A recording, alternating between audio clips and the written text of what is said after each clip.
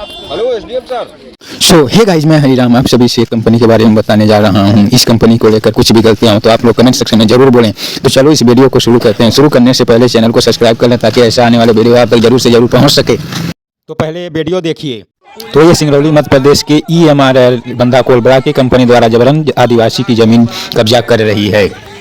आदिवासियों की जमीन पर यहाँ के लोगों का कहना है कि पहले हम लोगों को मुआवजा दीजिए, हम लोगों को रहने के लिए छत दीजिए, इसके बाद हमारी ज़मीन ले सकते हैं आप लोग। लेकिन ऐसे ज़बरदस्ती आप पुलिस प्रशासन को लगा के नहीं कर सकते हैं। SDM देवसर के द्वारा किया जा रहा है। आप लोग इसको काफ़ी ज़्यादा से शेयर कीजिए ताकि इन आदिवासी भाइयों की ज़मीन न छीना जाए। आप लोगों से मैं यही अपील करता हूँ। आप लोग धन्यवाद।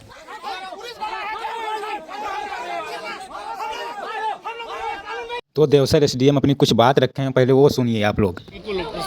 सर। Hello SDM sir.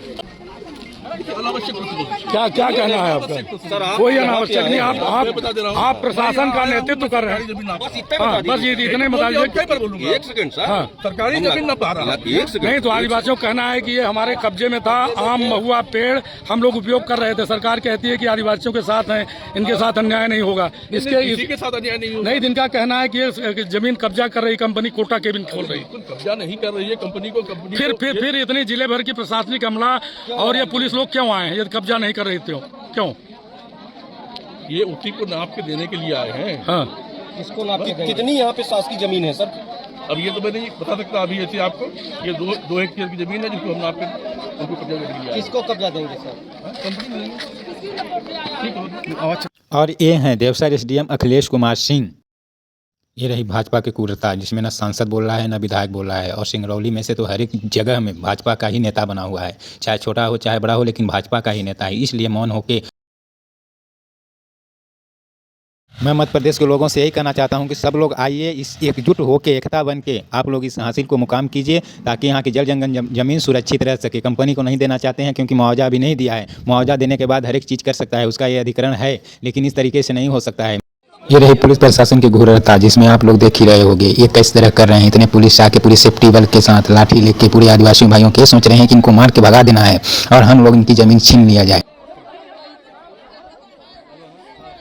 ये कंपनी ने ले रही है तो फिर प्रशासन को क्यों ज़रूरत है यहाँ आने के लिए, इतनी पुलिस बल लगाने के लिए? ये तो कंपनी का ना काम है, चाहे कंपनी कुछ भी करे। ये पुलिस प्रशासन क्यों आई है, क्यों अपनी लाठी दिखा रही है, चरम सीमा क्यों पार कर रही है? अगर आदिवासी भाई अगर उलझ गए तो पुलिस प्रशासन कुछ नहीं करवा पाएगी। आप लोग खुद देख लें।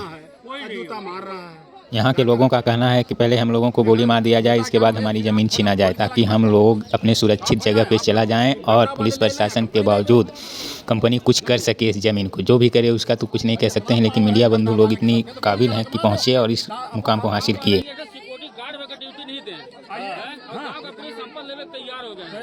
तरह से ईस्ट इंडिया कंपनी आ चुकी है और सरकार और कंपनी दोनों मिल करके जिस तरह से आज आदिवासी भाइयों का घोंसला उजाड़ने आए हैं। मुझे आज ही पता चला सुबह कि आज जो है कई थानों की पुलिस और तमाम जिले का बल SDM वगैरह समय आएंगे और हमारे क्षेत्र के आदिवासी भाइयों के साथ अत्याचार करेंगे।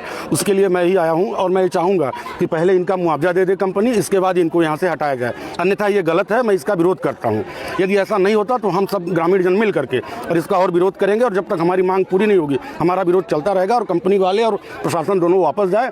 और एक तरफ जिस तरह भारतीय जनता पार्टी कहती है कि मैं आदिवासियों के साथ हूं, मैं वनवासियों के साथ हूं, मैं और किसी के साथ हूं, तो ये तरीका बिल्कुल गलत है। क्योंकि एक तरफ मोहन सरकार आदिवासियों को साथ लेकर चलना चाहती है, OBC को साथ लेकर चलना चाहती है, और एक तरफ कंपनी और प्रशासन दोनों को अपना एजेंट बनाकर और भेज करके और यहाँ की जनता के साथ उनकी आवाज़ को कुचलना चाहती है और उनको बेघर करना चाहती है। आप सबको पता होना चाहिए कि बरसात के महीने में तमाम प्रकार की खेतियाँ होती है। जो हमारे आदिवासी भाई हैं, कभी महुआ का फल, कभी तेंदू पत्ता, कभी डोरी, इनका जीविकोपार्जन रहा है। अगर इस तरह से इनको बेघर किया जाता है तो कहीं न कहीं ये मोहन सरकार अब तानाशाही रवैये पर आ चुकी है।